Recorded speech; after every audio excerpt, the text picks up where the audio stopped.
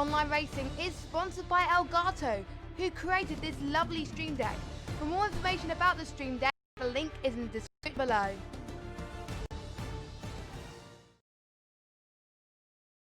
Hello ladies and gentlemen, and welcome to the Apex Online Racing YouTube channel, where today we have the opening round of Season 16, a brand new season here, and we are going straight in with the opener at Daytona International Raceway. My name is Yorkie065 and I have a co-commentator here for today and hopefully the rest of the season as well.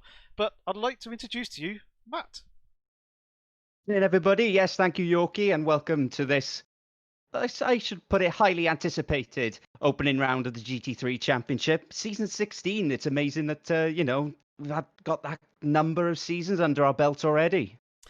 Yep, we've been going through Project Cars 1 and Project Cars 2, but we've got another season here on this platform.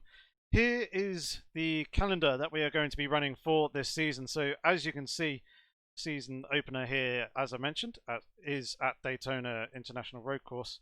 And we then got next week at Bathurst for round 2.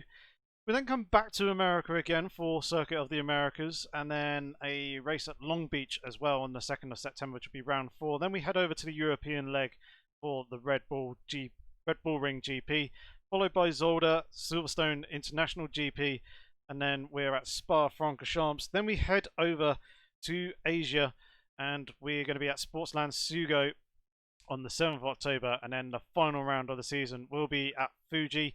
Just like last season, we do have a number of races that are going to be an hour and 30 minutes in length, 90-minute race, and we do also have 2 rounds in the calendar that are going to be double-header races as well. So we bring those back like we did from last season. However, there are a couple of changes which we'll probably talk more about once we actually get to those parts of the season. But we are now actually in the session. For some reason I don't have any game sound, which is a little bit unusual. But the cars are out on their 15-minute qualifying session here for this one. We're currently watching Yogurt going around in the Ginetta. An unusual choice, especially for a circuit like this, but that little pocket rocket would be very good on the more twistier sections of the track and more twisty circuits. Fortunately, last time out, our season champion Andrex isn't able to make it here for this race, but he has signed up to the season and will be competing some more. Obviously, throughout the season, the remainder of the rounds, you just can't make this one. Here is Trip in the 666 Lamborghini. He's going around at the moment. And then we've got Atomic here, also driving around in the Mercedes AMG GT3 car. Dynamite Alive also in the Lamborghini. We'll effectively just run through the field of drivers here with the cars so we can get an idea as to what it is that they are running and have chosen for this season. We've got Nini. He's currently there in a provisional P5. We do have a couple of drivers already popping themselves out up onto the leaderboard, so people starting their flying laps already. We've got Ragnar here in the black 111 Lamborghini. We've got Natnat, who is a new driver. I haven't commentated on him before. He may have participated in Tier 2. I'm not entirely sure. You might be able to correct me there, Matt, with that one. Don't believe so. I don't remember him in the rounds that I took part in anyway, so it's a bit of an unknown for both of us. We'll just have to see how he goes. He's obviously got the pace to be able to be put straight into Tier 1, so probably a driver to keep an eye on. Definitely, but welcome along to Natnat and also Ragnar as well. He's also another driver that I haven't commentated on in the past. Someone who I have is Enton. I believe he was in Tier 1 last season, but I don't remember seeing too much of him. Annoyingly, as all these drivers are putting their lap times on the leaderboard, it's kind of shuffling going through the list. So we'll try and have to flick through. We'll go from the top. We've got Lumi there, as we can see. We've got Moo 7. Is currently there in a provisional P2, also in a Lamborghini. As you can see, quite a few Lamborghinis here in this field. Alan making a return from Tier 1 last season and Season 15. He did pretty well. Can't quite remember where off the top of my head that he finished, but he was up there towards the sharp end of the championship standing, so he'll be looking for a good result here. We got Trip, as we saw earlier on, as well as Yogurt.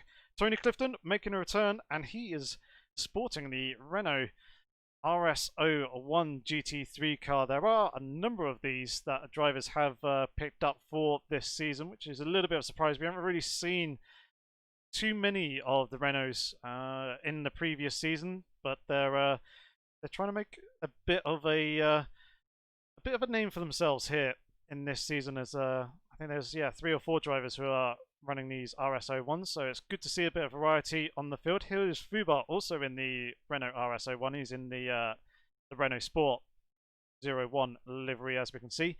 Jack Game 88, I believe I commentated on him in the past. Currently sat there chilling in the pits. WMDR Martin, our resident pad driver, one of the very few drivers to be driving on the pad rather than the wheel. He's in his Lamborghini with that windscreen wiper wagging away as always. We've got Zenik in the Audi R8 LMS. It's going around the banking section at the moment. Nat we've already seen. Kiranik, I believe he is a new driver. Was he in Tier 2 last season? Not one that I'm familiar with. If he was, it must have been earlier in the season. But again, it's always refreshing to have these new drivers involved. It's always known, well, it's known that they have the pace that they put into this tier. So yeah, another new one for us to keep an eye on. Excellent. So, yep, new debutant, which is great. We've got the Kinky one. Interesting name. It's fine with us. He's there at P17. I believe he's a teammate to Kiwanik, both running pretty much the same livery. So that's good to see. We've got Bogue Franz. I believe that's how you pronounce his name. I do apologize if I do butcher anybody's names here throughout the season. It will most likely happen, as I'm not all that great at pronunciation. But he's got the very funky camo style livery with some splashes of brightly coloured paint on it as well. Ragnar, as we saw earlier on. We then got Jobsk. He's driving the BMW M6 GT3 car, the Falcon colours there in that livery. Just coming through turn 6 and onto the banking section now. There he is. A nice, lovely shot of that BMW. We then got B Cliff, who's there parked, chilling in the pit lane with the Lamborghini. As Turbo driving the McLaren 650S GT3 car. Camera nicely zooms in on his orange K-Pax livery. He's coming through onto the start-finish straight, I believe he is. We then got Luke. Seems like him and also B Cliff are part of the Vidura racing team. And then got Nini in the Ferrari 488. And then got Zindafel, I believe. Be how we pronounce his Welsh name. It's a Yes. Welsh name. I think it's Davel, Oh, something like Davel. that. Anyway, yeah. Excellent. Well, thank you for the correction. But yeah, he's also in the Renault RS01 and has got his teammate down there just below him on the banking as well. Then got Cameron driving the Mercedes AMG GT3. And then, have a go at pronouncing this one. Gindan Frankabrick. Shall we just say Fabric at the end? It's probably a bit Either easier. Fabric or Promble. Yeah. Promble might work there as well. Yeah.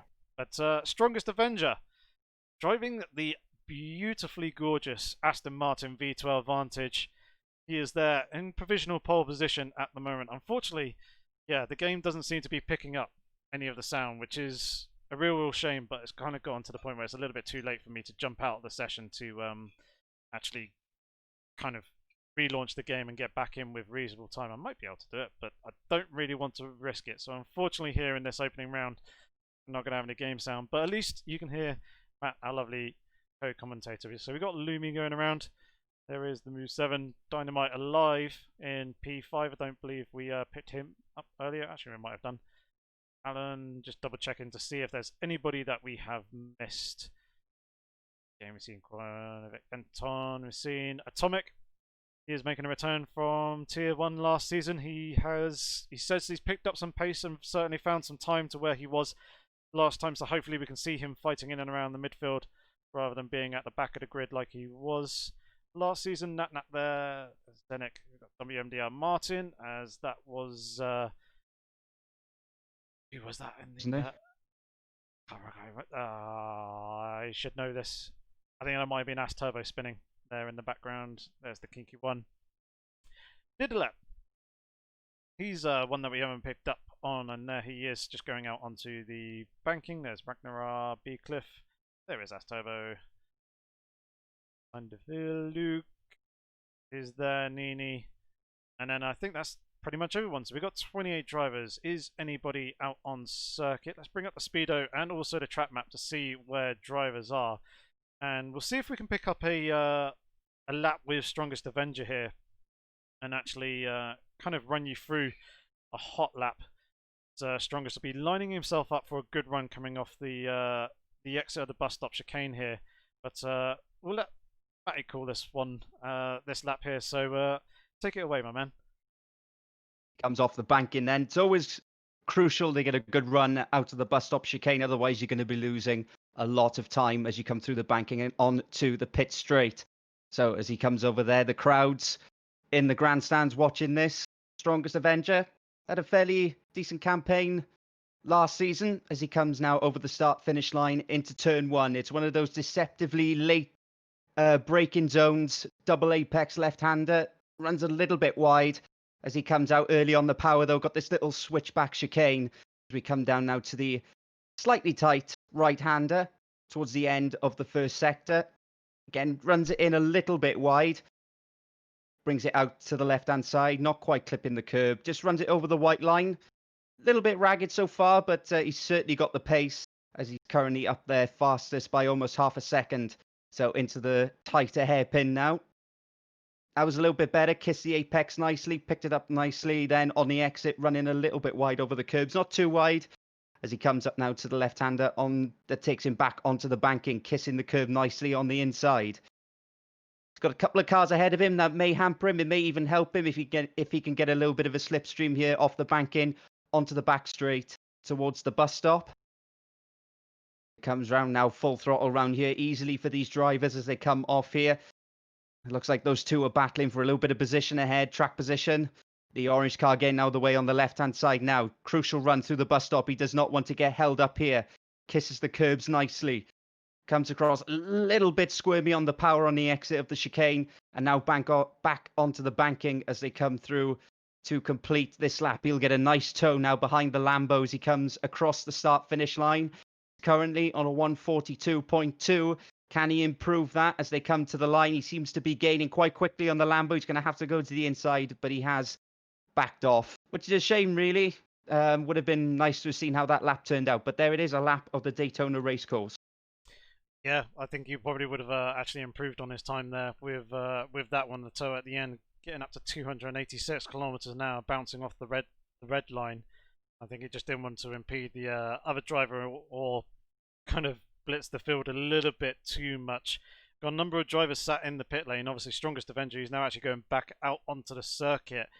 I don't think he's actually going to have time to be a get push, back out isn't on it? track. No, he's jumped back in now anyway. So seems like the top three pretty much locked in at the moment. Lumi isn't going to get out there quite quick enough to be able to get a time in, so they will not be improving on their positions. So now now the attention turns to the move or THR Move 7, who's just coming through turn 1, now coming through turn 2, which is the little switchback there that pointed out last time, and then into the International Horseshoe of turn 3. He looks like he hooked that one up fairly well, and yeah, just dipping the wheels out on the outside there, just over the white line to try and maximise the exit. The available room. Just going through turn 4, the kink, now into the western horseshoe of turn 5. Very difficult and deceptive corners. Move 7 goes a little bit deep there, so it manages to bring it back towards the exit. Now coming into turn 6, back out onto the banking. But to be alright there, probably could use a little bit more of the track out on the exit, so probably not the most tidiest of laps here for Moo, but he might be able to improve on his lap time. Dynamite Alive has managed to begin another lap. Jorgurk is just coming round towards the start-finish line now with 25 odd seconds to go in his Ginetta. See if he improves on his lap time. And it doesn't look like he has. He's continuing on round.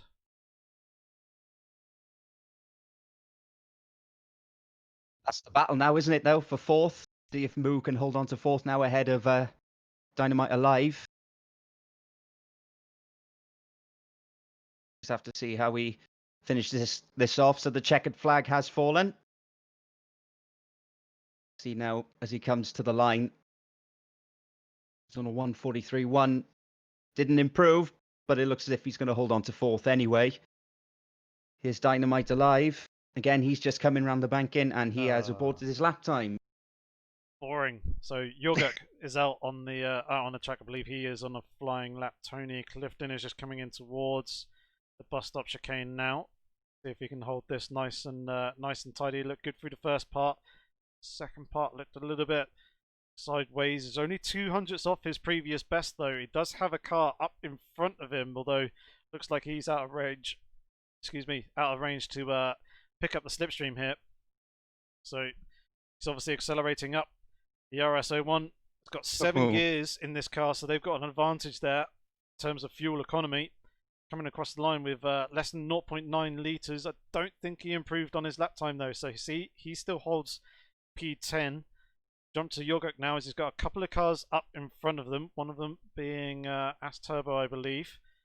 Yep, in that McLaren 650S. Currently down in P28 with a 1:46.8. So let's see if he improves on his lap time.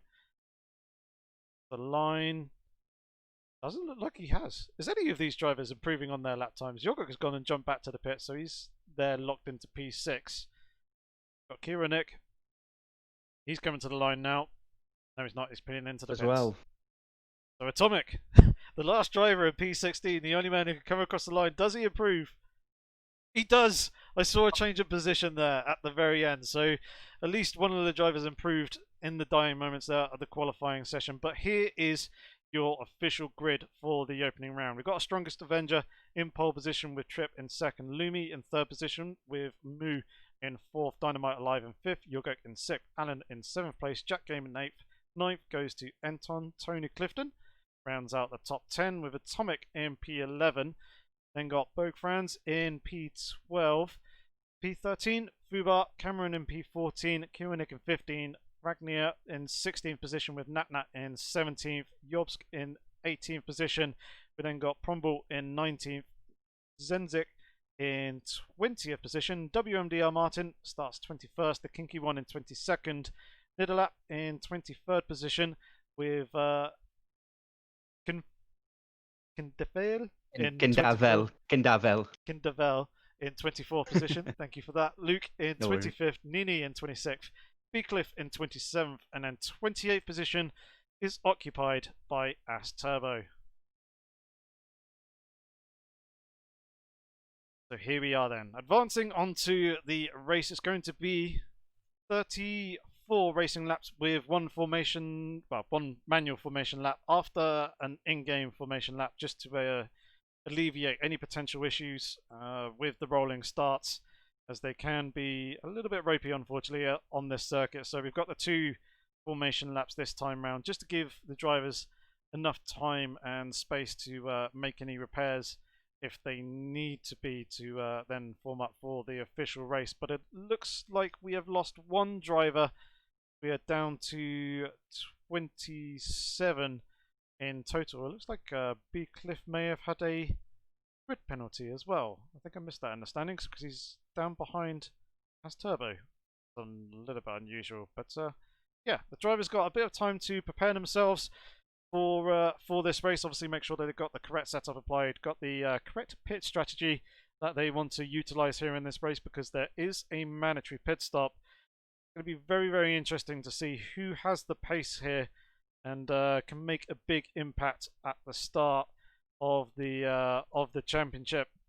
Obviously, we can see there in the shot 4 Lamborghinis in second, third, fourth, and fifth position, with the Ginetta of Jorgurk in sixth. there any key drivers that you're going to be trying to keep an eye out for here in this race, Matt, for this opening round? Well, seeing as I competed in Tier 2 last season, I had my eyes on the two that finished top 2 in the championship last season. That's Enton and Jack Game 88. They both qualified in the top 10. Jack just outdoing Enton marginally. So it's going to be interesting to see how these guys get on in this league. But also, unfortunately, we haven't got the current champion here at the moment. So we'll be looking to people like Dynamite Alive, who will probably be, and the Strongest Avenger, who will be looking to take advantage of Andrex not taking part in this race. But it's going to be an intriguing start to the championship. I'm really looking forward to this. Yeah, definitely. Obviously, those points will be very, very important for the drivers. They'll be scoring 50 points for first position. I believe it's 44 for second place and 40 points in third place. So straight away, if, as you say, Strongest Avenger and Dynamite Alive can pick up those top podium places, they'll have quite a significant advantage over Andrex when he makes his return in round 2. Be interesting to see how these Renault RS01s do. Tony Clifton in the first, leading RS01 in 10th position. See him there. They're just trundling around at the in-game formation lap speed at the moment.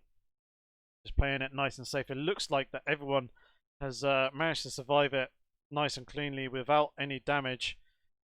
Although they can't actually go to the front of the field to get that damage repaired until we're actually onto the AOR formation lap. In the future rounds, we won't have this in-game formation lap. It will just be the standard manual formation lap that we do, and then we'll be moving on to the actual race. So yeah, 34 racing laps is what we'll have. Approximately 60 minutes of racing.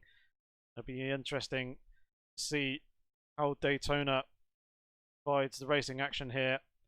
Should be theoretically pretty good with those banking sections. Plenty of room for slipstreaming, and in the real world we do see some very good races here.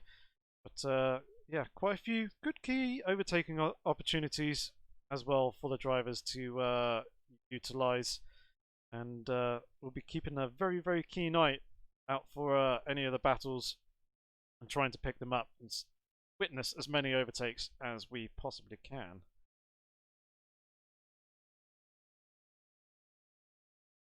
Down into turn 1, that's going to be a very crucial one, especially at the start of the race when they're all pretty bunched up. They say you can't win a race at the start, but you can certainly lose it. So a lot of drivers will be quite cautious when it comes to down into turn 1, but you can't be too cautious, otherwise you're going to have other cars behind you that may end up running into the back of you. But yeah, it's going to be very intriguing, especially for when the leading driver releases the pack at the start. Yep, definitely. He's going to be the one who is in control, and as we usually do with our AOR manual formation laps, we have an acceleration zone for the lead driver to accelerate in, and obviously the drivers will react to him jumping onto the accelerator. He can only do it in one smooth motion. He can't fake the start. He can't go lift off and then go again. Once he goes once, that's it. We're underway racing, and obviously that is going to be key, as you say, for the run down into the first corner. Obviously the opening round of the season, number of new drivers, they'll be looking to play it relatively safe going into the first lap. You don't want any early dramas, and certainly don't want to be making an arch nemesis or rival straight from the off. So the drivers will probably be playing it fairly cautious, but we usually see from rounds 2 or 3 the drivers starting to up the aggression, pushing in each other and trying to make more overtakes. We're going to ignore these green lights here. We now begin the AOR formation lap. So the pace will pick up a little bit, or should do at the front. Lead driver can now accelerate up to about 120 kilometers an hour, which is 80 miles an hour. And once we get to the formation zone, which is basically coming off the banking of turn 12, we'll drop into the 2x2 formation. Here's how things look at the back of the grid. A little bit of bunching up. They're coming down into the first corner, but yeah, drivers being nice and patient and very civilized so far. Good to see. It's always twitchy at this point. You're eager to get going. You want the race to start, but you've got to be careful as well on this formation lap. You've got to make sure there's temperature in those tyres, and especially in the brakes. You don't want to be heading into that first corner with cold brakes, because no matter how early you brake, you could end up running into the car in front. So a lot more energy going to be put through these cars now during this lap as we head towards the start here.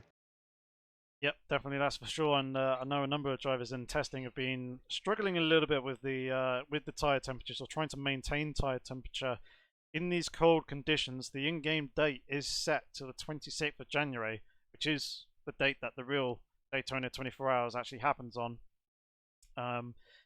So yeah, the track temperatures are very, very cool here. So the drivers are going to struggle a little bit going through the banking section, but hopefully a number of them have been able to work out some of their issues and maintain some of the heat in the tyres. The brakes, drivers should be able to control that fairly easily with the brake ducts. Shouldn't be too much of a problem. But obviously with these two formation laps that we've had, a lot of temperature would have dropped away from both the tyres and the brakes, and also the pressures as well. So things could be a little bit tricky coming into the first corner, which coming into the bus stop now, which is good. So we are just moments away with launching this opening race, getting underway with the proper green flag.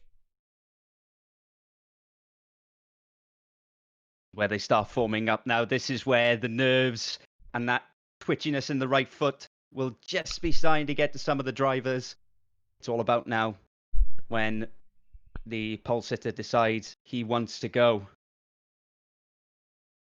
Yep, definitely. So they're, as you can see, forming up 2 by 2. As Matt has pointed out, Strongest Avenger did drop behind Trip for a moment there, but Strongest just holding the appropriate speed. See that Lumi is sat real close to the back of Strongest Avenger's Aston Martin. You probably couldn't get too much closer than that. Obviously trying to put himself in the prime position for the race start.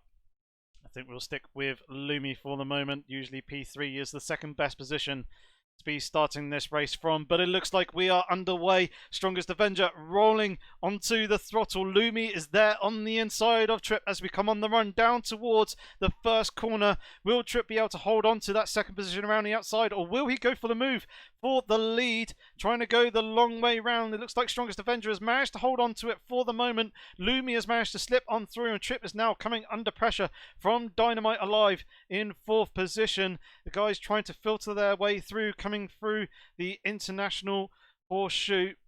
Looks like so far things are relatively tidy. It looked like a couple of cars got very, very close there. I think that was Magnia and also Fubar in the Renault RS01. But so far, so good from all the drivers here on the grid in Tier 1 on the PC platform.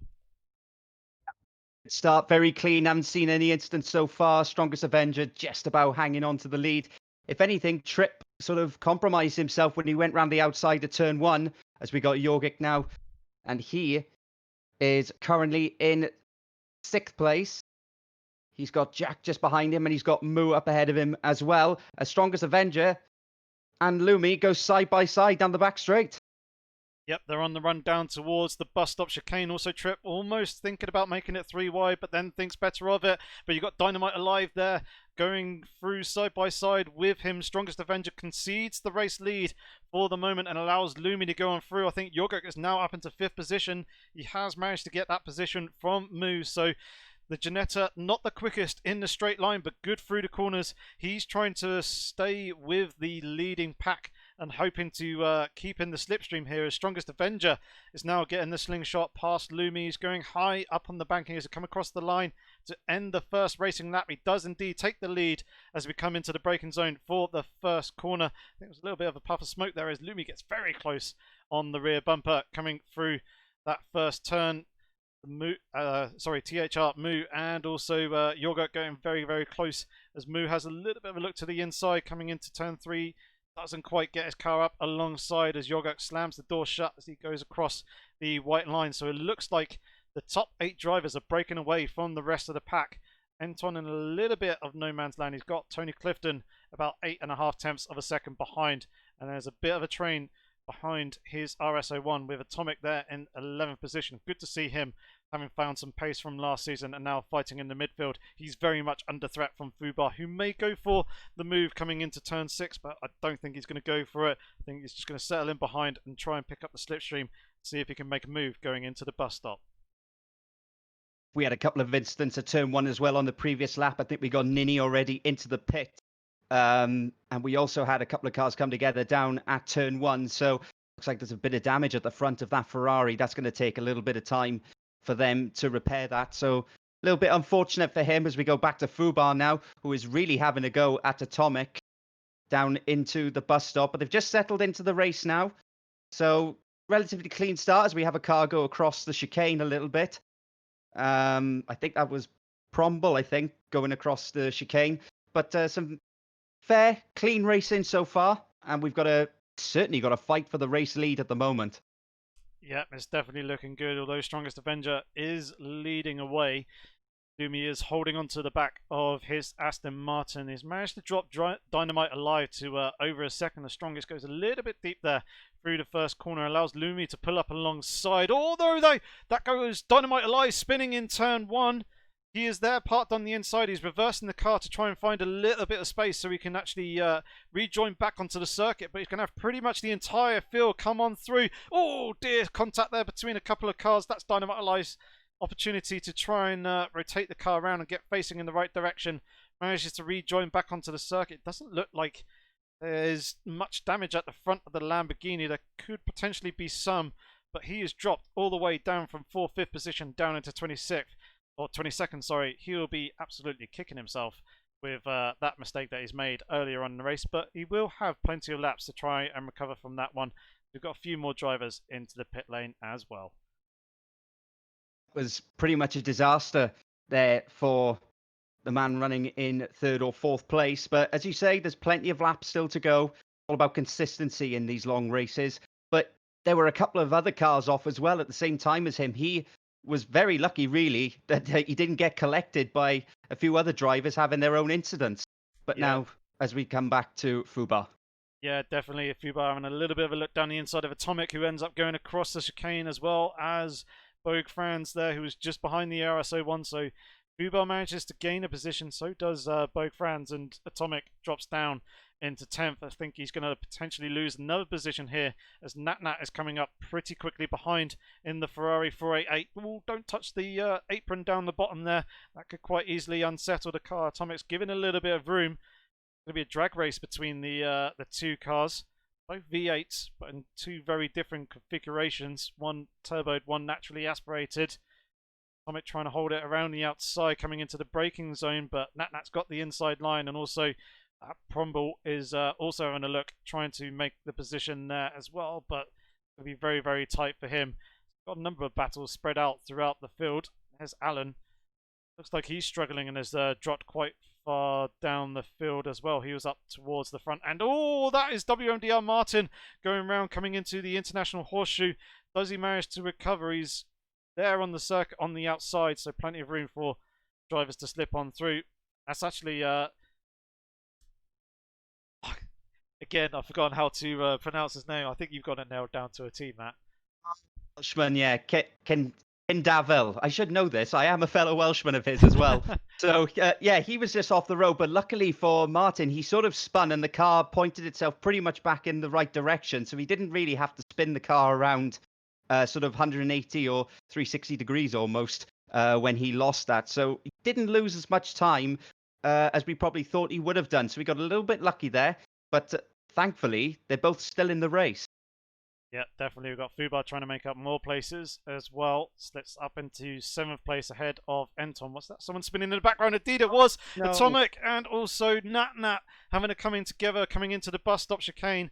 Both of them hitting the barrier with some fairly substantial impacts. That's going to be pretty hefty damage for both those two cars. So Atomic's going to crawl it back to the pit lane. That's obviously a prime opportunity for him to serve his mandatory pit stop. A number of drivers have been into the pit lane. I don't think Sandefel has been through as of yet, but I know that Mu has. So I think he is our lead driver who has been into the pit lane already. So Bog Franz is also into the pit lane now, and I think has had a fairly quick, swift pit stop and is now running down pit road, obviously dropping positions of people who are racing on pass. But Strongest Avenger and Lumi already into the back of the pack and dealing with some traffic. Those would have been some of the drivers that caught up in those incidents a few laps ago, and some of them may have had to have made pit stops already. But the good thing is that we've got two cars at the front, separated by less than a second. Yep, definitely. We also got a battle for third position as well between Jorguk and Tripp. Jorguk was ahead coming off the bus stop chicane on the previous lap, but Tripp has managed to slip on through, no doubt, on the banking section and into turn one. Jorguk obviously desperate to try and hold on to the faster cars in a straight line, make use of the grip through the corners that is there in the Ginetta. Almost cutting the chicane there. That's a pretty good run for him. I'll hook him quite nicely into the toe of the Lamborghini in front. Strongest Avenger and Lumi still battling away. Strongest with the slipstream. He's going to slip on past around the outside here of the Lamborghini. He's going to stay down on the lower line. Lumi's going to concede the position. I was going to ask if Strongest was going to back out earlier, being on the outside line, but as Lumi, he lifted first, and again, another swap for the lead, but it's very, very tight here at the front of the field, which is great to see for this opening round. It's up, Lumi, as he had another look around the outside as they came into the horseshoe. But yeah, it's a very strong pace. They're dropping Tripp. He's 3 seconds behind at the moment. But there's still plenty of battles up and down the field, and still keeping an eye on the likes of Anton, who's moved up to 8th place. I believe he started in 10th, but there's a 4-car scrap now, which is basically between him, Clifton, Jack, and Fubar, which is turned into a pretty decent scrap, this.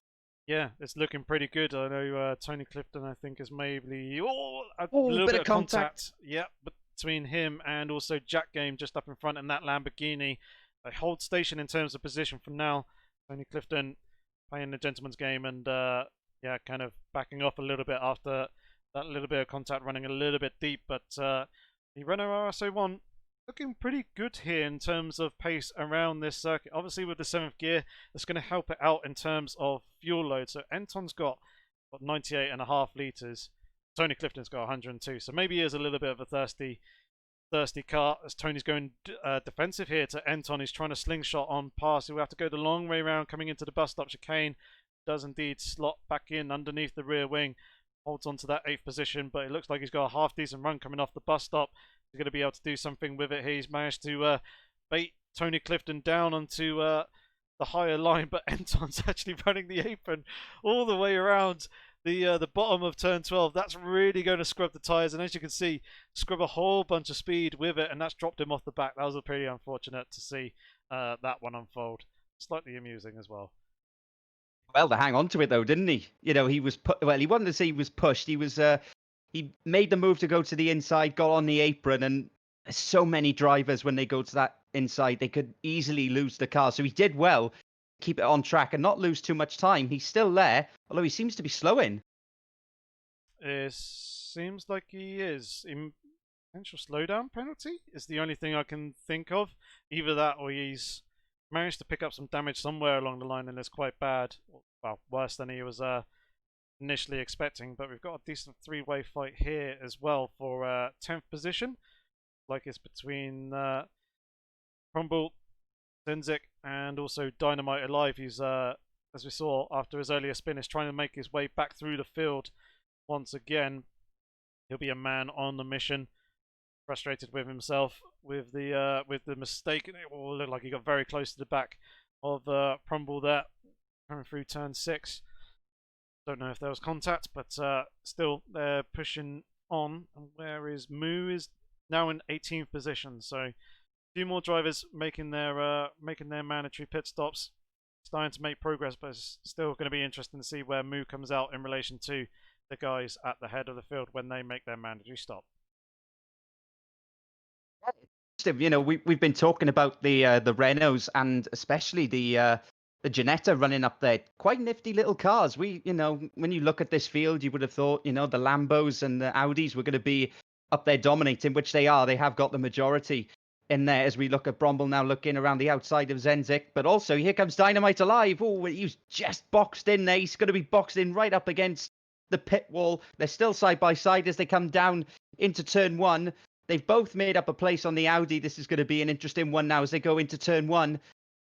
And Dynamite alive does go around the outside. So a nice little scrap there. And he picked up 2 positions basically in the space of a couple of corners. Good driving that.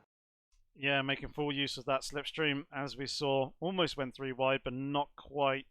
But I think Prumble may have just lifted out the accelerator and let Dynamite alive to go on through, knowing that he's the faster driver. On M6 on the grass there, which I think is indeed Jobsk. Actually, he's retired back to the pit lane, so potential damage earlier on. That's really taken him out of contention for this race, and I think he's packed it in and said that enough is enough and retired to the pit lane. Nat is just coming back out onto the circuit, coming down the inside of the slightly unusual pit exit. You'd think it would rejoin the circuit on the entry to turn one, as a traditional pit lane would, but actually it holds tight on the inside. And then actually, initially there's no barrier, and then there's a barrier all of a sudden when you get into the first corner. So drivers do sometimes panic when coming down the pit exit road, because sometimes they do carry a little bit too much speed, and then find themselves making friends with that inside wall, which can make for some pretty amusing and interesting clips at times. Yeah, absolutely. Sometimes it must be tempting to cut across those. If those cones weren't there, I'm sure we'd see plenty of other drivers cutting straight onto the racetrack. But it is obviously very dangerous if they exit the pit lane there, just as the cars are coming off the straight into turn one. But these two are pretty much checking out at the front, aren't they? Tripp and Yogurt are, well, Tripp's 4 seconds behind the leader. But it's good to see these two having a good, clean fight. And they've been swapping positions a couple of times during this race. Going to be interesting to see when they both make their pit stops, as we've got another spinner just ahead of them. I think that was one of the lapped cars, I believe. So, yeah, the pit strategies are going to be interesting, especially for these two, because they seem so close when it comes to their overall race pace. Yeah, definitely. As we see him come out onto the banking once again. I think the Aston Martin, with its V12 engine configuration, is one of the cars that is fastest in a straight line. Terrible on the brakes though, so it does need to get on the brakes earlier than you would like to hope, especially in comparison to some of the other cars. But the Lamborghini's got good top line speed as well, and obviously with the added benefit of the slipstream, it's allowing Lumi to hold on to the back of the Aston Martin. Jorguk and Tripp, even closer battle, as Jorguk is again staring at the back of the Lamborghini in front. They're holding on to the slipstream, but now the Lamborghini is starting to eke out very, very slowly the odd foot here or there. In fact, Tripp is actually diving to the pit lane, so Tripp coming in to serve his mandatory pit stop.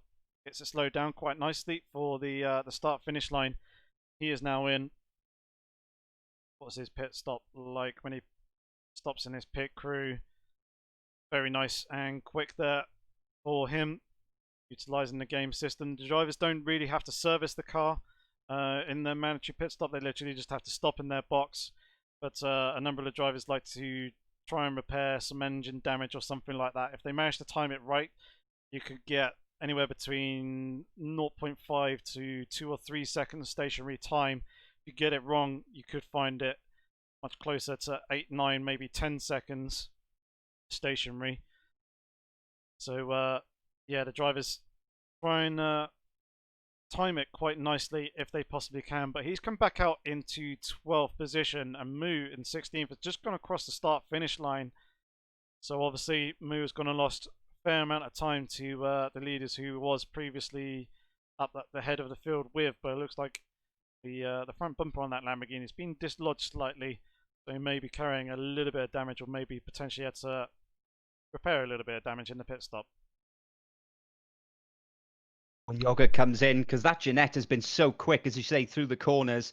It's been able to hold on with the slipstream, as you said, behind the Lamborghini. He may even decide to pit this lap and not lose as much time to I can't even I'm trying to keep track of so many things. But if he pits in now, he probably won't lose too much time because he hasn't got the advantage of the slipstream anymore. But it looks like, yeah, he is coming in. Yep, I think you right there with the call. I think it would have been a wise move, seeing as the time that he'd lost was around about 8/10 of a second. Although it seems like a relatively slow and quite a long hold there in terms of the pit stop. I have to ignore the animations from the pit crew. They aren't actually synced up with what's going on for the drivers. Dynamite Alive manages to go on through. There is Yorgurt still going. Trip is just coming through, so I think Trip will come out quite comfortably ahead of Yorgurt, who's still going. Now he gets released off the limiter down in towards the inside of turn 1, and yeah, Trip past the end of the barrier is now into turn 3. So Yorgurt's lost a whole heap of time with that with the in lap, and then also being held there stationary in the pit box. Got a couple of drivers in the pits here as well, Nini and Kindaffel. That's the second time he's been in now, and he's still got damage to the front of that Ferrari. So bit of a hard going here for the Ferrari driver. Some slow stops, but yeah, Yorga just had a very slow pit stop, didn't he? Nothing like what we saw from the driver he was battling. As we look now to Tony Clifton, who I believe is in 5th place. He's just behind Jack Game 88, and I don't believe these drivers have been into the pits yet. So these two fighting away currently in 4th and 5th, and they've got Dynamite Alive coming up behind them as well. Yeah, I think Tony Clifton will probably be well aware of Dynamite Alive's pace. May potentially allow him to slip on through and see if he can use Dynamite to help him get past Jack Game, but he's actually closing up at a fair rate of speed here with the slipstream coming through turn 12. When we jump on board, we can't even see Jack Game on the inside, who's actually diving into the pit lane. So here comes Dynamite Alive now. He would have had the double slipstream, having to go a long way around Tony Clifton, who's not making it easy for him. They try and hold on to the position for now. Both of them nailing the apexes at various different points through the corner. Keep it nice and tidy. They go through turn 2. Dynamite Alive is going to look to the inside, coming into the International Horseshoe. No, he just follows him through for the moment. Tony Clifton isn't one to just traditionally move out of the way. He does like to put up a bit of a fight from time to time. Doesn't let his position slip away too easily. So I think Dynamite Alive is going to have his work cut out for him to trying to pass Tony here. Touch the grass there. That'll give Dynamite a little bit of encouragement now as they come to the left-hander. Takes a tighter line than Tony did. Now, can he get a better run through the first part of the banking? He's going to have to go the long way round. He may just tuck in behind here and try and get up the inside. Tony's trying to force him to the outside, and especially with the bus stop coming at the end of the straight, this is going to be so close, but just whether the top speed of that Lamborghini can get him past in time. Yep, it's going to be the question of who's going to be the later of the late breakers, and it looks like Dynamite Alive sweeps around the outside of Tony there. I think Tony may have actually backed out of that one and allowed him to slip on through. That was someone part there on the inside, but one of our 2 race leaders is into the pit lane to make their mandatory pit stop. It's Lumi who blinks first. Oh no, he's not even shot his pit box. Had to engage reverse there to go backwards slightly and get back in. That's going to be costly time for him, lost to Strongest Avenger. Obviously, Strongest isn't going to be aware that that would have happened. And obviously, we wanted to push here on, well, the laps leading up to his in-lap. And then obviously when he comes into the pit lane. But yeah, valuable time there lost for Lumi. Where is he in relation to Trip? Well, actually, Trip's gone through. Wow, Trip is now up into a net 2nd position with that mistake from Lumi. Well, Tripp has had the quickest pit stop of the leaders so far, isn't he? And it shows. Look at the gap he's got back to Lumi already. And Lumi's just come into the horseshoe. And he's actually in a little bit of traffic now. He's got his hands full with Zenzik just behind him. So that was very costly for the man who was running in 2nd place. He's going to have to put the hammer down now, as we're on lap 14 of this race. Yep, so he's still got a fair amount of time. We haven't quite hit the halfway mark yet Yogurt is at the back of this train that Lumi has come back out onto the circuit at the head of. He's got Prumble there in front of him, and then yeah, also as we mentioned earlier, Zenzik in his Audi R8 trying to provide a little bit of trouble for Lumi, but already Lumi's starting to eke that gap out. Tony Clifton trying to hold on to the back of Dynamite Alive, who seems to be pulling away. Up to now over a second and a half. Strongest Avenger continuing on round 4 at the moment, doesn't seem troubled, although to be fair, out the head of the field, and if you've got some clear air, there isn't any real reason to pit at this moment, so we could see Strongest Avenger go quite a bit further and quite a bit deeper into the race before deciding to make his mandatory pit stop. Gap out front, doesn't he? You know, he's got Fubar there now, Dynamite Alive, Clifton, they all have to pit yet, I believe. So the cars that were running behind him, you're looking at Trip and Lumi and Yogurt and all that, they're stuck in a heap of traffic. So the longer he can go into this race, the better he will be served come the end. Yep, definitely. As we see Prumble now into the pit lane, that was a nice, quick, swift stop for him. He's nailed that one pretty much, which is going to bring him quite nicely out in front of the drivers he was battling with. Here comes Moo over the start-finish line now. He's obviously going to take that position, as well as WMDR Martin. He's recovering from his earlier spin. As we can see, the windscreen wipers going, whether it's rain or shine. Windscreen wipers always wagging back and forth. Great to see him make a return here, but we've got a nice four-way fight. Alan at the head of it in 14th position with Anton there in 15th position. Jack Game in 16th. And then it looks like that be Nidalap in 17th position. I believe all these drivers have been through the pit lane. So it's a battle there. Nice 4-5, almost 6-car fight with these drivers. With Bogue Franz at the head of the field and his well, not the head of the field, the head of the group in 12th position in his Mercedes. Yeah, it's a good fight, this, isn't it? It's the closest fight we've got, and the biggest pack of drivers that we've got as well. So it's going to be interesting to see where these guys will end up, especially when we have a few people yet to make their stops, because we've seen some varying times in the pit lane. We've seen some really quick and some really slow pit stops at the moment. But there's still plenty of battles up and down the field. Just have to see how they all get on through the rest of the race. Yep. One man who stayed fairly silent and away from our elusive eyes is Kiewanik. Up there in 6th position at the moment. I don't believe he's made his mandatory pit stop as of yet, though, so he'll be looking to do that relatively soonish. I would have thought he's caught up on the rear of Fubar on the previous lap. Well, actually, Fubar's just come out of the pit lane, I think, to serve his mandatory pit stop. Either that, or he's had an absolute nightmare of a lap and has lost about 10 seconds there or thereabouts. So, yes, Renault versus the Audi R8. Obviously, an Audi, quite a popular choice in the leagues throughout the seasons. But it is good to see some variety. It's good to see a nice selection of liveries as well. Good diversity throughout the field, with various different colours being represented, and that's always nice to see, rather than all the cars just kind of one shade of colour. Makes them stand out a little bit easier and more identifiable when we pick them up and try and spot them in the background of the various shots. Yes. Jumped into Tier 2 last season. What did I do? I was the boring one and picked red Ferrari. So you can have a go at me for that if you wish.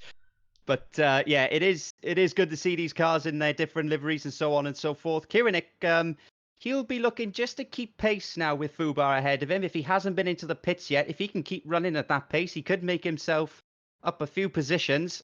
And he's got Lumi behind him, who is homing in a little bit, but is just staying within that, well, let's say 9 or 8 tenths of a second. So these three relatively close on the track. It'll be interesting to see where Kiewanik comes out, though, after his pit stop. Yeah, definitely. Hopefully you can clear this this three-way fight, or four-way fight, shall I say, at this mid-pack of the field. We've got the two teammates of Prumble and Jack Game. It looks like battling away for position, and also we've got Bogue Franz and Anton going side by side into the braking zone for turn 1. Anton around the outside, making that move and making it stick quite nicely.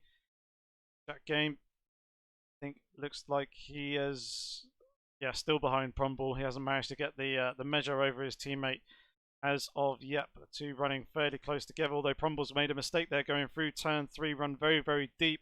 Side by side between the two drivers as they're coming up towards the King, but Jack Game settles in behind either that or Prumble just managed to get a half decent run coming off the exit of 3, managed to eke ahead. Quite difficult to try and figure out where to actually watch, because there's battles going all throughout the field as we've got Lumi, Fubar and Kiewanik all battling away. Kiewanik's managed to get ahead of Fubar, and Lumi has also managed to slip on through and has gained 2 positions now from the 2 drivers battling coming into the bus stop chicane. I think Kiewanik ran a little bit deep and obviously cut across the grass, which gave the opportunity to Lumi to take 2 positions for the price of 1 there. But Fubar slotting to the back of this train as we come into the first corner. All 3 of them jumping hard onto the brakes and down into second or first gear of their choosing. Get through that first turn, and it looks like Lumi has managed to hold on to that 5th position for now. It's got the clear air to try and chase down the guys up in front. So glad he's ahead of these 2 now. As you say, he'll have clean air. He won't have to run in the wake of those 2 cars. We didn't see what happened really. We sort of caught the end of that incident between Fubar and Kiewanik. They both sort of had problems coming into the bus stop chicane.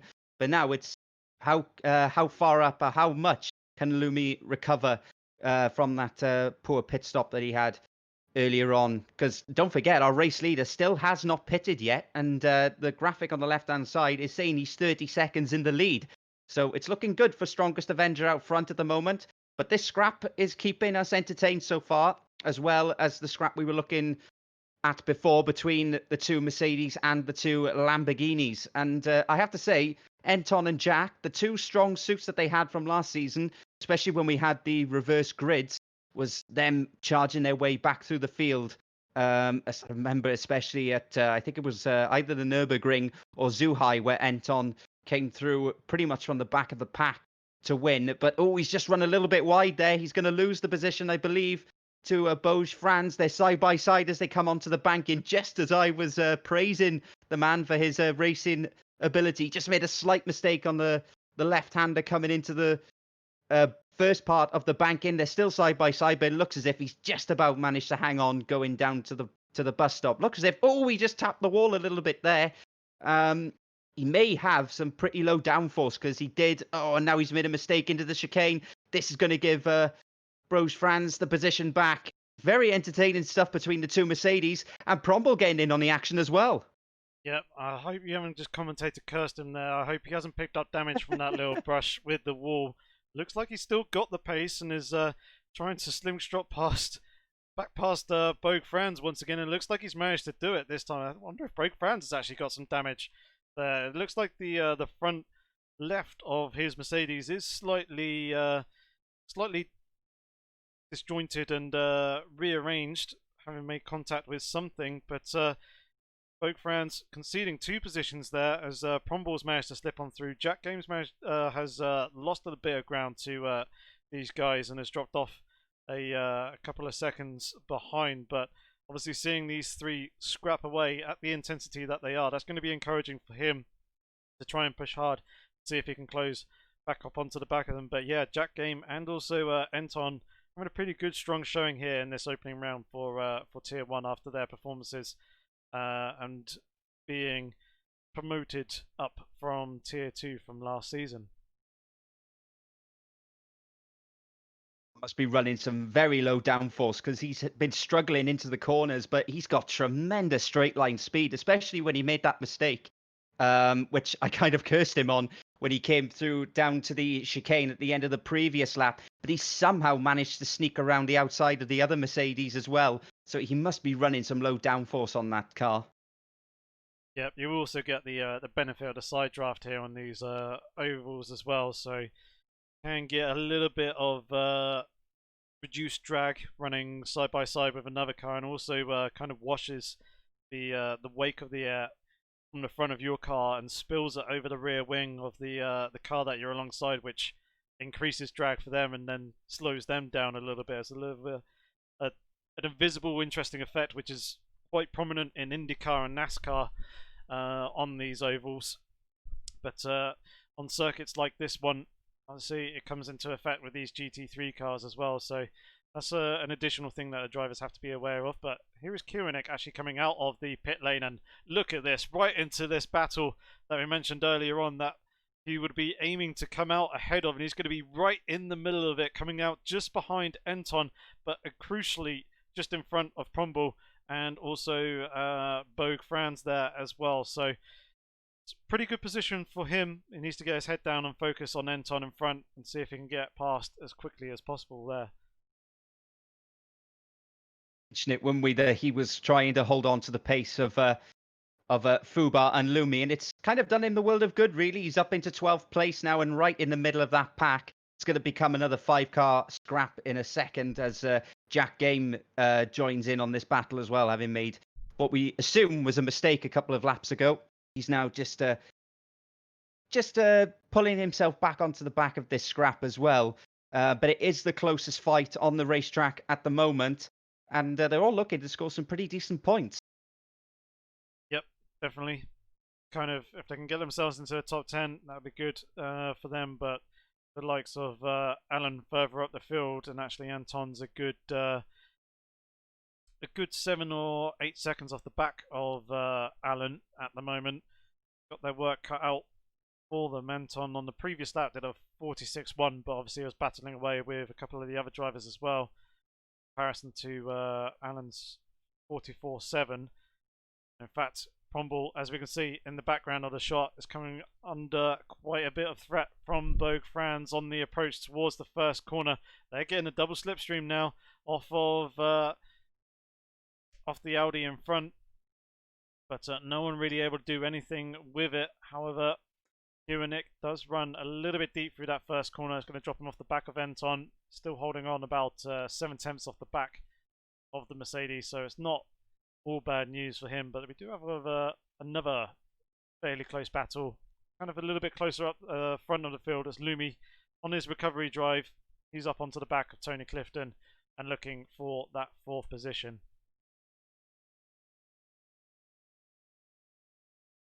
Fairly decent recovery so far. As I'm just having a look at the lap times, he's quicker than Tripp as well, who's running in 3rd place. As he comes now round the outside, they've got a car right in front of them as well, so they both have to go onto the top of the banking. But Lumi's going to get a decent tow now as they come down into the first corner. It'll be very tight down here. He's going to have to go round the outside. Is he going to make it? He's got to be brave on the brakes, and he does move himself up into 4th place. Can he now chase down Tripp for 3rd? He's 5.5 seconds behind. Oh, we got a spinner. Yeah, there's a car parked on the inside there. I'm not entirely sure who that is. I think it's going to be one of the drivers a little bit further down the field.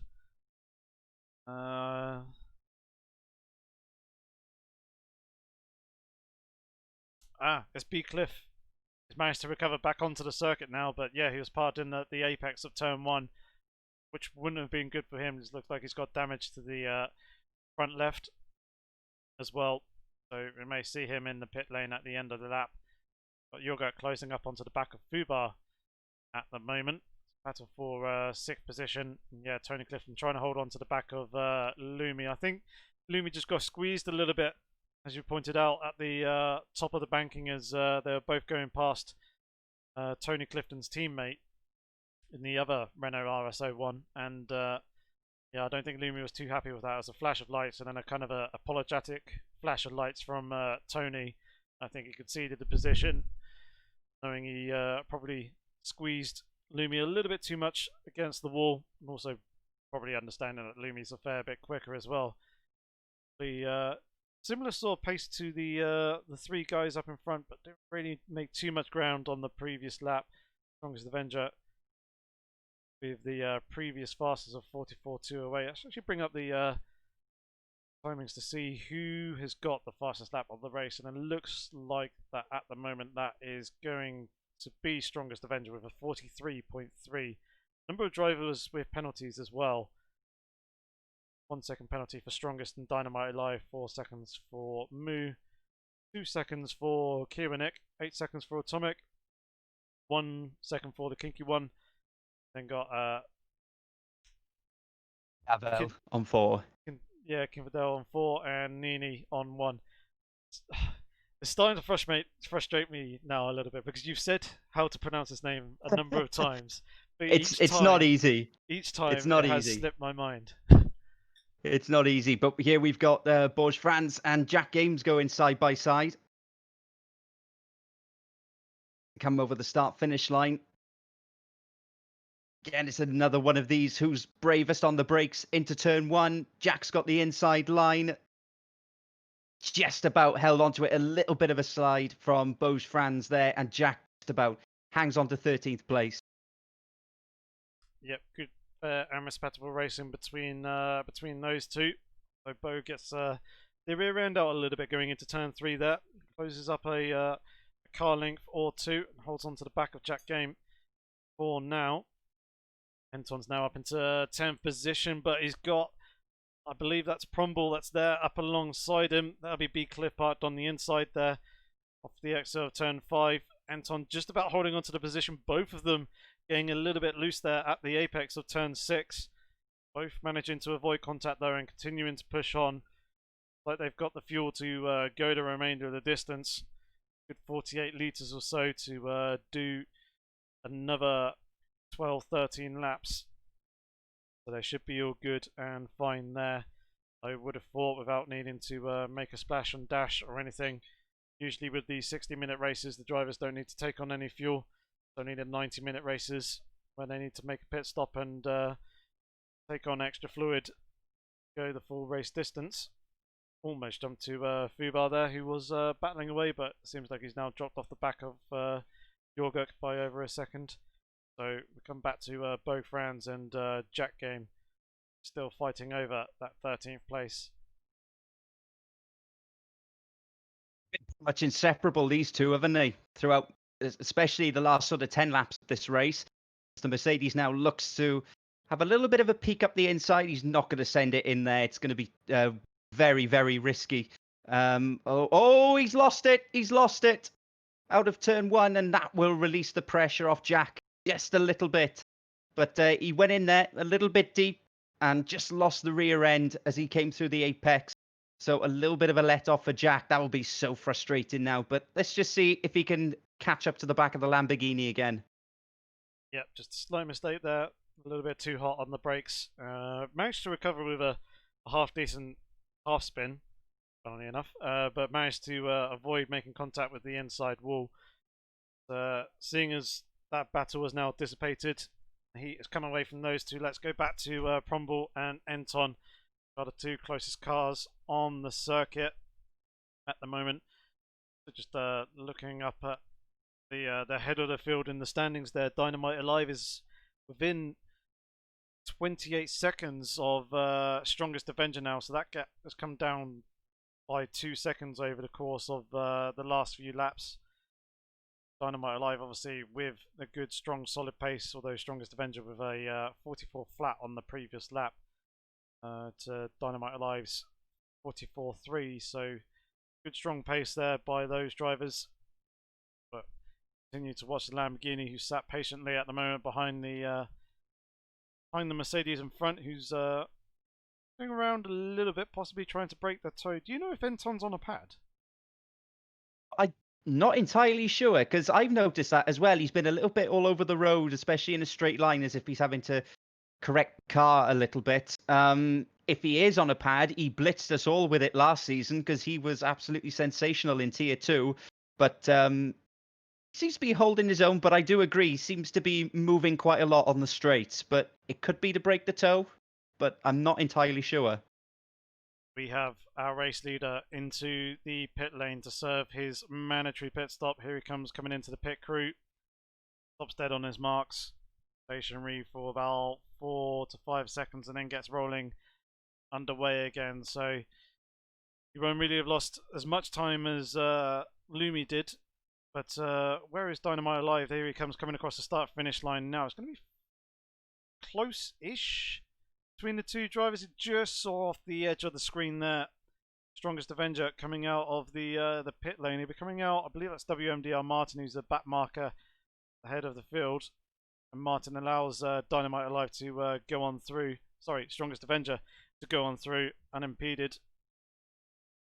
But yeah, it's interesting to see Anton coming back to this. See whether he is on a pedal. Potentially he's having wheel issues, moving around an awful lot. Say on the straights. Either that or it could be network latency. That's the only other thing that I think it might be. Could very well be, but that was crucial there for Strongest Avenger that he didn't get caught up behind the back marker when he came out of the pit lane. He didn't have a couple of corners where he was impeded, so he's back out into the lead, 2.5 seconds. It's not over though between the pair of them at front. We got another spinner down at turn 1. Very nearly collected Anton. There was Nini, unfortunately, in his Ferrari, now getting out the way of the Audi R8 coming up behind. But yeah, didn't impede these two. May have distracted them a little bit, but didn't really affect the battle between those two drivers. Seems that Yorgok and Tony Clifton are reasonably close to one another. Gap is showing over the seconds, or the second thereabouts. But yeah, as we can see, reasonably close between these two drivers now. Yorgok has been making some headway in his Ginetta and trying to close that gap down. Don't he run in the Renault? Tony Clifton is, yes. Yes, because you know these were the two cars that we were sort of bringing highlights to, weren't they? And there they both are, running in 5th and 6th place. Pretty good performances, especially from the Ginetta, which you pointed out is obviously not as strong down the straights, but through the corners it seems to be making up a lot of time. And he's held on well there in 6th place so far. It's just a shame, really, his pit stop wasn't as quick as he wanted it to be. Yeah, definitely. Yorgok is a very quick, well-rounded driver as well. I've seen that over the course of a number of seasons has grown quite tremendously. He's also the champion of the Formula Renault 3.5 league that we ran between season 15 and 16. So he's coming off the back of a championship win there. Obviously, be looking to do well here in this season. He's actually, I think this is probably going to be the weakest car for the Ginetta. Bathurst will be a reasonable one for the Ginetta. It'll be not so great on the straights, but over the top of the mountain, it'll be pretty strong. Circuit of the Americas, it should be a fairly strong track for the Ginetta.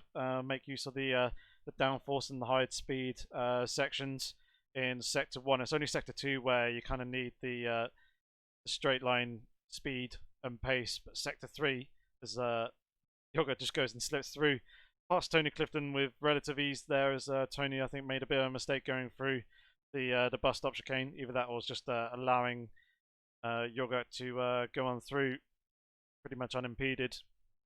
But yeah, that middle sector in Kota is fairly power demanding, and then the final sector is a lot tighter and twistier. Long Beach will suit the Ginetta. Red Bull Ring probably not. Zolder will be a good circuit for it. Silverstone GP should be a pretty solid track as well. Spa-Francorchamps maybe potentially in a couple of corners, but again, another circuit where you need quite a bit of straight line speed as Pombal slips on past Anton, who's made a mistake there going through the bus stop chicane. Manages to recover to the track without losing too much time. Obviously, he's lost the position and a bit of ground, but he won't have picked up any damage from that or anything. It's a back marker that's there, sat immediately behind him in that Audi R8, so he's not going to be too worried about him. And also looks like the Audi's got a little bit of damage and is starting to lose ground now as well. But one of the other tracks will be pretty good for the Ginetta, will also be Sugo. So I think Yorgok has probably picked that Ginetta thinking with the entire calendar in mind, which, you know, obviously you should do when choosing your car. But yeah, it may seem like it'll be one of the weakest or worst choices that you could potentially make in terms of car choice for this opening round. should come good and come strong later on at various races throughout the season. Down to the individual driving styles as well. Some drivers like a slippery car, which is a little bit, harder to control, but gives them good speed, and others like it very stable. So it's purely down to what the drivers prefer. But he is doing a very good job up there in 5th as we cut now back to the battle between Franz and Jack Game 88 battling here for 13th and 14th. Is he going to have a go down the inside? We've got a car off on the inside, just recovering back to the track. But again, it seems to be the Lambos and the Mercs seem to be having a good fight at the moment. Yeah, two pretty well balanced cars. They're both fairly strong and a bit of a jack of all trades sort of car. They're pretty solid in pretty much every sort of aspect. So yeah, the two will fight pretty well against one another, as they have been doing so for a number of laps. Whoa, France getting a little bit loose there through the midsection of the bus stop chicane, but managing to gather it back up once again, hold on to it before it led into a full-on spin. A nice save by him. He hasn't really lost the ground to Jack Game in front either, still holding on to the back of the Lamborghini there in front of him. Trying to close up now in the slipstream as well on the approach towards the first corner. They now start lap 29.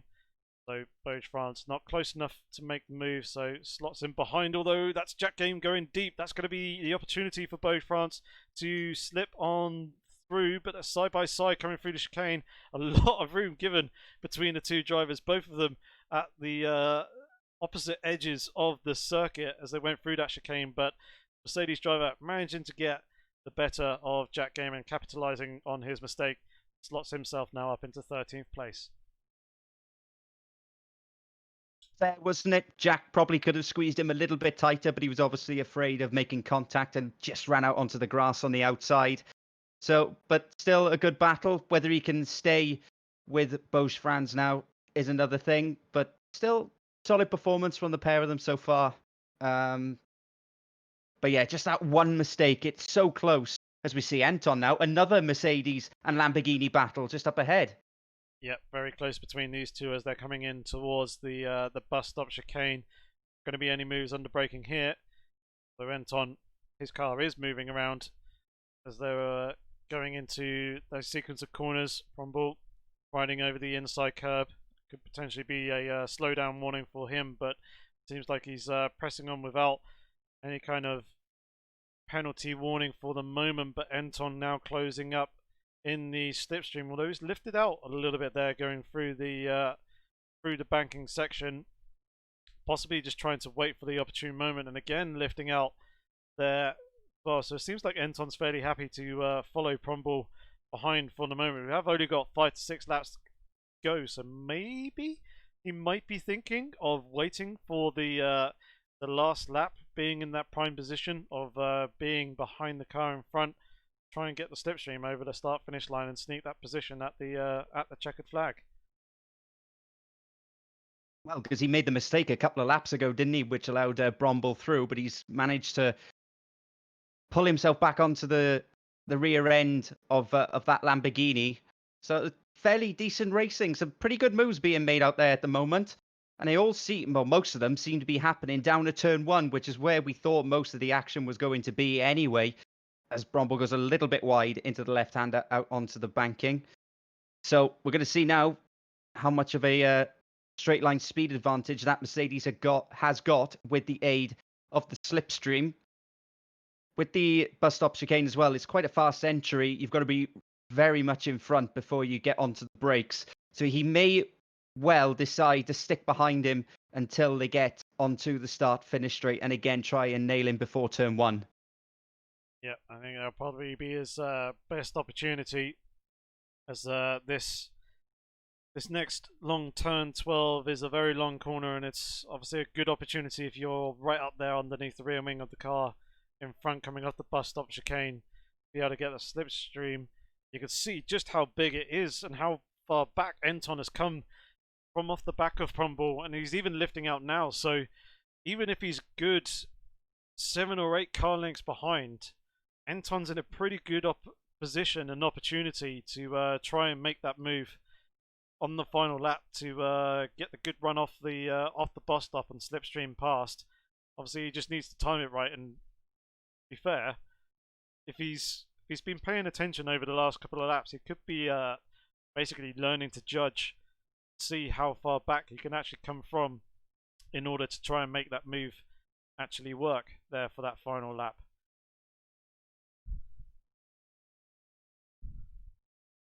Absolutely, as we go. Oh, Jogic and Tony Clifton fighting.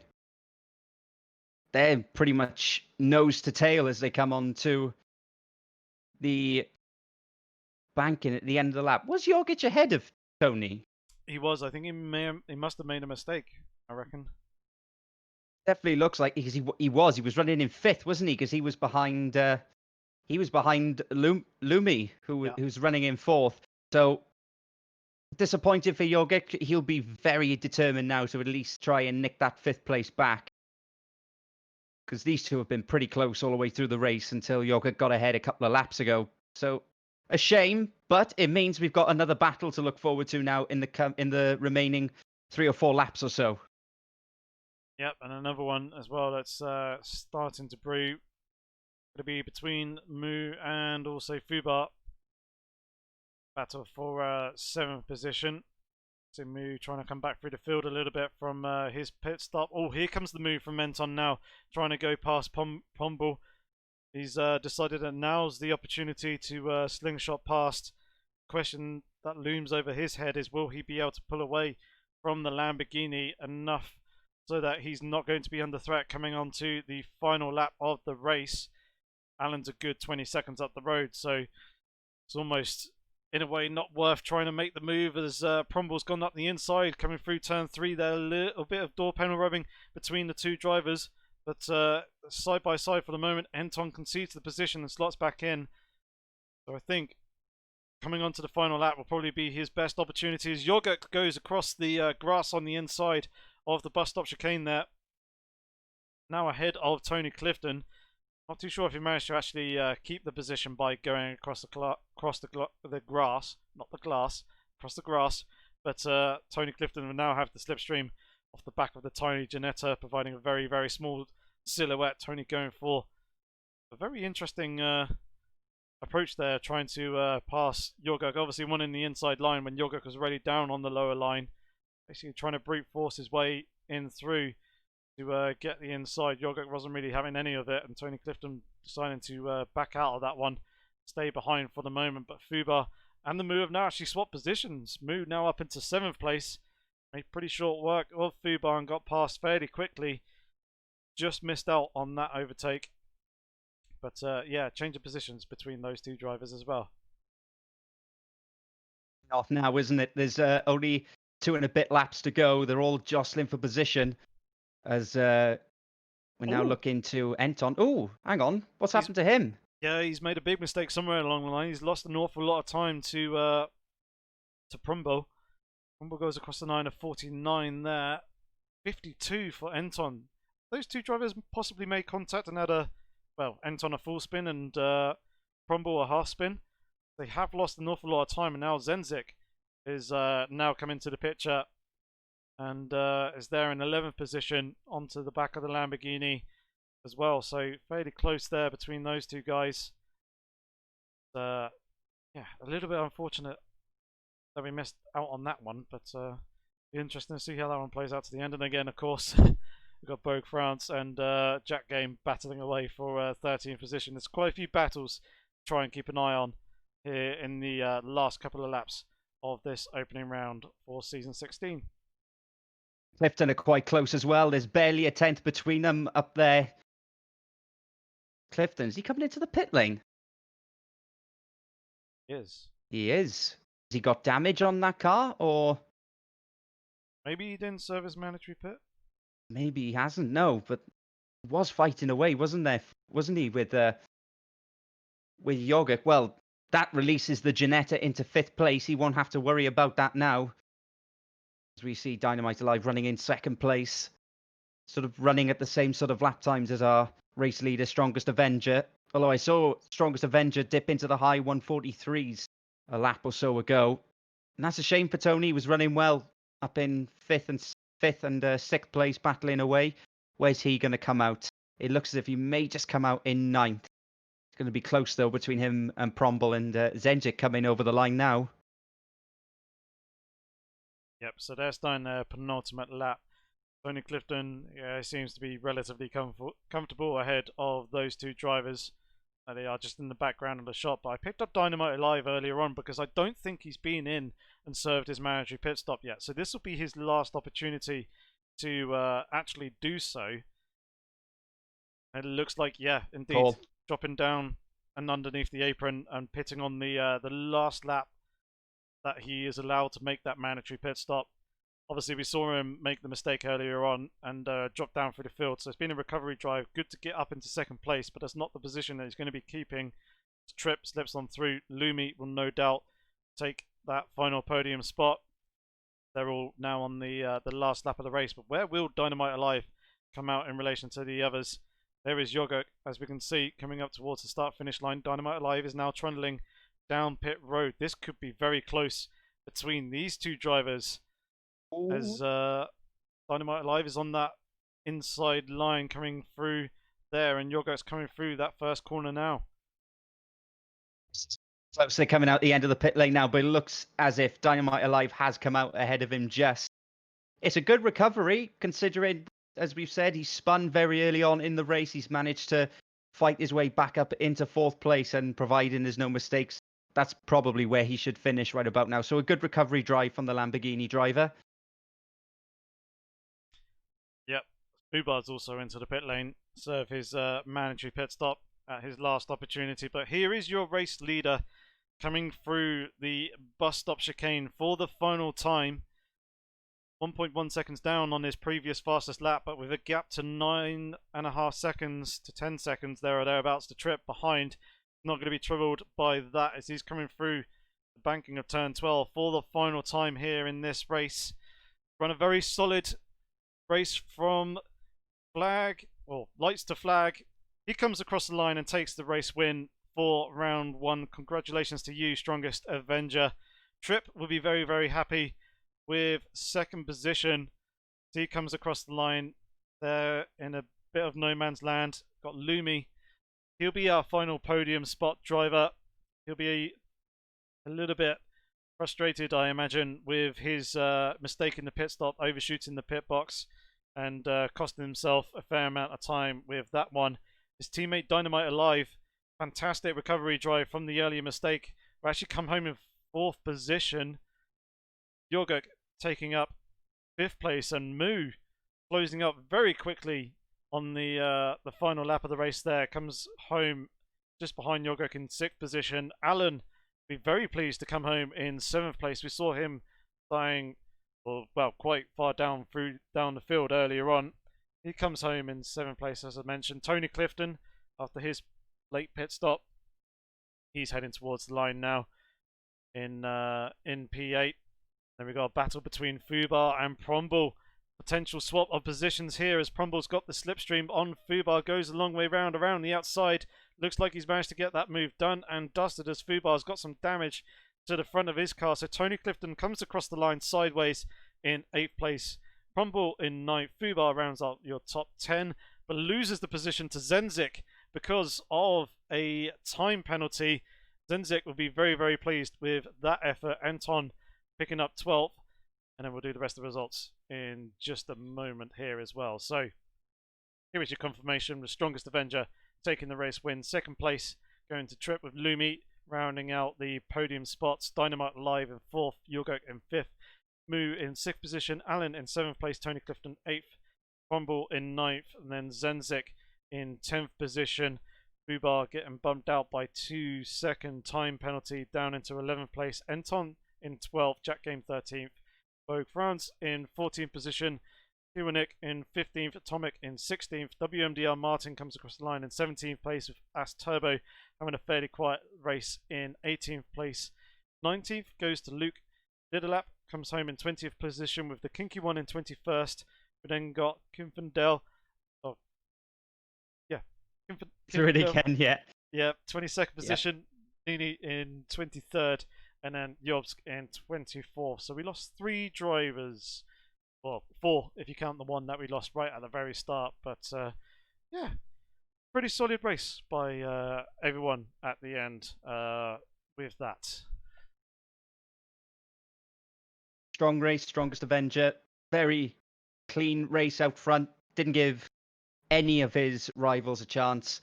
And in the end, won very comfortably. So a good start, and he'll be looking to take that momentum as we go to Bathurst next round of the championship. Definitely, 100%. We'll be looking forward to that. So now, as obviously the race is finished, we shall crack on with some driver interviews. And we'll start off with our first one. Strongest Avenger, our race winner. Congratulations. That must have been a dream start to the season for you, taking both pole position, I believe the fastest lap, and then also the overall race win. So you come away with effectively a perfect race evening. Oh, that's a lot. Hello, thank you for inviting me. Yeah, it was a very good race for me. Well, I figured really if I'm gonna win any race this season with this car, it better be on this track, or it shouldn't be that hard.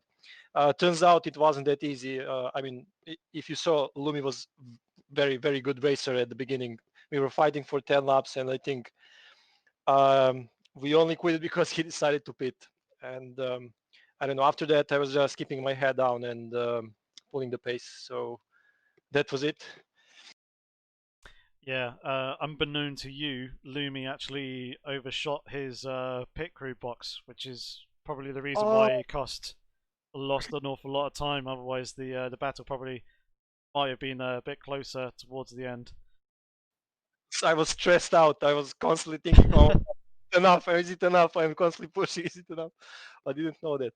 Well, Dynamo Live switched him at the end of the race. He was 5 seconds, well, 3 seconds, then 4, then 5, but he was very close to me. It would be enough only to make one mistake, like one penalty for 3 seconds, and the race would be lost. So usually I was stressed out the whole time, the last 10 laps. Yeah, well, a very good, solid race from you. Obviously, picking the Aston Martin. Any other circuits that you think the Aston will run fairly well at? Any circuits that you're kind of dreading? Yeah, there are several circuits where this car can be very good. I just did not saw the weather, so it might depend on the tires. But I mean, Spa is definitely a very good track for this car, and Circuit of Americas. And I don't know, there is a few of them, maybe even more. We'll see. Excellent. Matt, did you have anything you wanted to say or ask? No, just basically a big congratulations to you, mate. It looked as if you drove a very strong race. You kept the pace pretty consistent as well. Really, I wanted to know why you chose to pick the Aston Martin. I'm always intrigued to find out why different drivers pick certain cars. Is it basically down to your driving style? Well, I wanted to pick something different for this season, and I don't know. It's a very powerful car. No one ever drives it, and I was wondering why. And I did some laps on many tracks. Turns out it's a really good car. You need to do some things in the setup, and it can be very drivable. So it is more competitive than Acura, for example. I can say that it's faster. Well, very well done. Many congratulations on what has been a perfect start to the championship for you. Thanks, mate. Yep, I will let you head off and enjoy the rest of your evening. Congratulations. Thanks again. See ya. See you later. So that was our race leader. Let's now get in our man who finished in P2. Trip. That must have How's been it a going, good race for you and very pleasing. mate? Do I have to keep this PG friendly? Yes, please. Okay. All I'll say then is yes, come on. I've never, mate, I loved it. I've never qualified as high as that in Tier 1. I've never finished anywhere near the podium in Tier 1. And mate, I had such a good race. I'm buzzing, mate. I really am buzzing. That was good. Where was it you started again? I can't quite remember off P2. the top of my head. It Yeah, was qualified P2, so P2, well, start P2, finish P2. Yeah.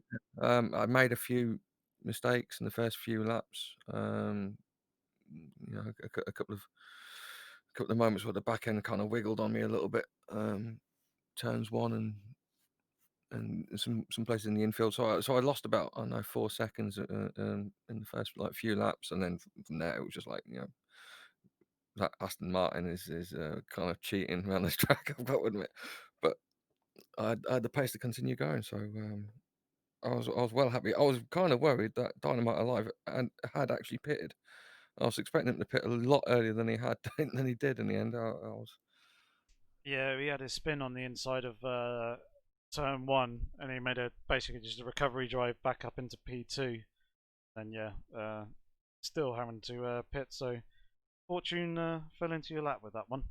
Yeah, and of course I exploited the pit stop bug as well. So that was only 1.2 seconds. So that kind of helped me a little bit as well. Yep, we noticed that. Matt, did you want to add anything? Again, just very good drive, very consistent as well, especially towards the end. Well done. Oh, thank you very much. Yeah, no, it was great. Thoroughly great race. Don't expect anything as good as that at Bathurst. I'm going to be terrible there. I always am. Cool. But, Well, we'll see you in the pit box after your race win then. yeah, exactly. Cheers. No pressure. But yeah, we'll let you enjoy the rest of your evening, and we'll catch you later, man. Thank you very much, guys. All right. Thank you. Cheers, bye. Bye. Right. So that was P2 driver Trip that we just had in. We'll now have our P5 driver, Yoga, the man in the Ginetta. How are you feeling after that opening race?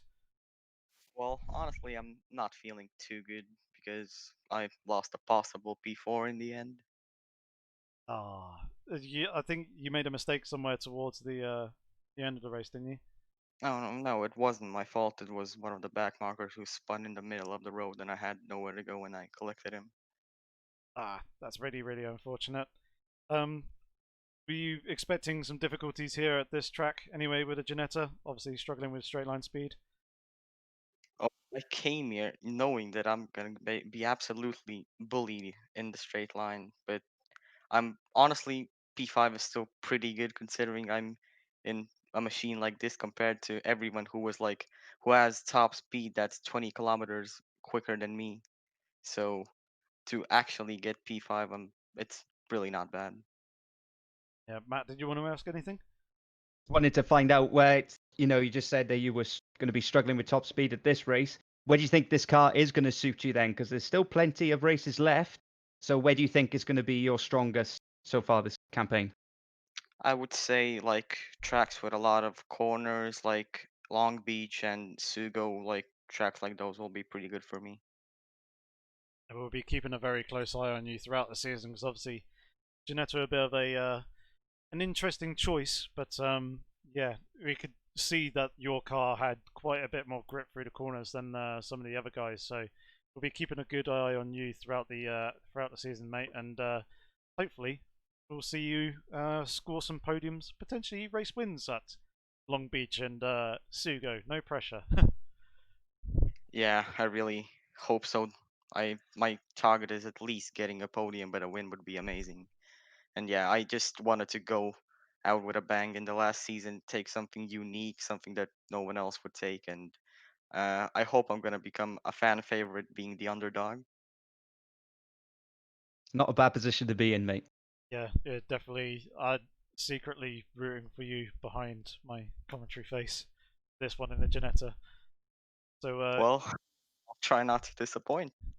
please don't. I got my fingers crossed for you, man.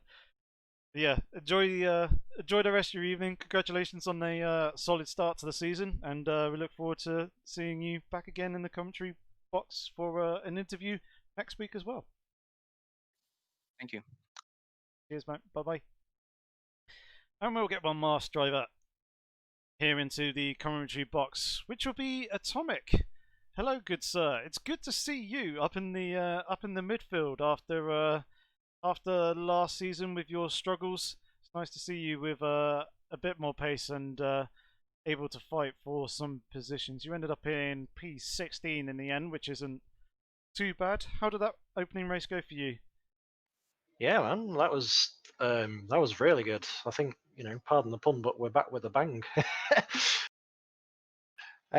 Yeah, qualified 11th, which I was well chuffed with, and yeah, sadly collected someone in the bus stop because they braked a bit too early, so that threw me down the order. But yeah, great recovery to P16, which I'm really happy with. Excellent. What was it that's improved for you between the two seasons? Obviously, you found a fair bit of pace. Was it just practicing with driving, or was it better setup understanding? Bit of both. Plus, I've got a new wheel and pedal setup now, onto a Fanatec, which is amazing. And yeah, practice, setup, and yeah, just learned a lot from last season, and yeah, seems to have paid off. What would you say is your expectations for this season then, considering how strongly you started this campaign?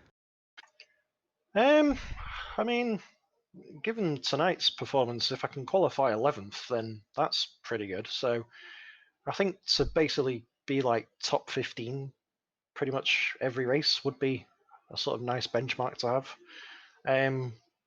But mainly just to improve on last season, really. Excellent. Are there any tracks that you're really looking forward to later on in the season as well? I think all of them after round 4, well, from 4 onwards, are pretty good. But Bathurst and Long Beach, and Kota as well, I'm not so sure about, but we'll see how we do. Good stuff. Well, it was nice to see you a little bit further up the field and battling away in the midfield. So hopefully that will continue on throughout the rest of the season. But I'll let you head off and go and enjoy the rest of your evening. Thank you very much. Cheers. Cool. Cheers. Bye bye. See ya. Right. Well, that's that done for tonight. The opening round of the season. We'll just do a one more quick reminder of the calendar. So obviously, as we've been talking through the drivers, Bathurst is going to be next week on the 19th of August, followed by Circuit of the Americas for round 3 on the 26th. Then in the 2nd of September, we're to Long Beach, and then the 9th of September starts our European leg with the Red Bull Ring. Zolder then follows with Silverstone and Spa-Francorchamps, rounding that at the end of September. Then the last 2 rounds at Sportsland Sugo and Fuji GP, both over in Asia. They'll be there in the 7th and 14th of October. So an interesting calendar, good mix, a good number of drivers, and we've seen some good fights. So I'm looking forward to the rest of the season. I do also want to say a big thank you to you, Matt, for joining us here this evening. Do you have a YouTube channel or Twitter where other people can follow and find you at? Follow me. It's basically at MC Thomas 2905. You'll be able to follow me there. And yeah, just to reiterate, it's a good start to the championship, and it's going to be a very exciting season, especially how it unfolded here today with a good, solid race at Daytona. Thank you for having me. You're most welcome, man. It was good fun. It was nice to have someone here in the commentary box to bounce off with a little bit as well. But yeah, yes. Other than that, all we have left to say is thank you very much for tuning in. Hopefully we shall catch you in the next race next week at Bathurst, same time again, 8 PM UK time. Of course, if you hit the subscribe button here on the AOR channel, you'll be notified. If you hit that bell notification, you'll be notified each time that we go live with a live stream. And I shall promise that I'll sort out the in-game sound settings as well. I have a pretty good idea as to what it was that caused that to be absent from tonight's live stream, so I do apologize for that, but we'll be back stronger than ever next week. Thank you very much for tuning in. Until then, have fun, stay safe, and take care.